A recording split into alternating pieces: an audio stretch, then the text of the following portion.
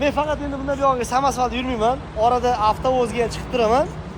Uzoq yo'lga yurayotganimda menga eng kerakli narsalardan biri bu sifatli shina bo'ldi.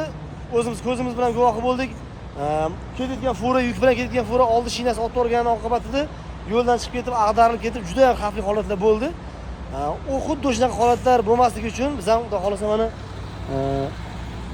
Balon B Megavanga kelib, Hankong brendiga tegishli koreyskiy shinalardan taxtik komplekt tigachimizga. Bu bizga birinchi olinayotgan balon emas. Undan tashqari oldin bitta samosvalimizga transmit balonni sinov uchun olgandik, tavsiya qilishdi akalarimiz.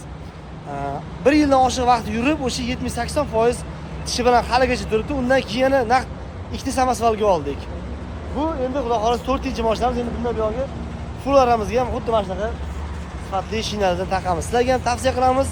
Kimga shunaqa sifatli shina kerak bo'lgan bo'lsa, Balon B Megavanga kelsanglar, o'zingizlar boshlarni qo'yasizlar, bemalol kirib dam olmagunlaricha mutlaqo tekinga balonlarni almashtirib beradi. Joyingiz sog' bo'lsin. Bu videoni katta mashaqada shu yerga yuborib qo'yamiz.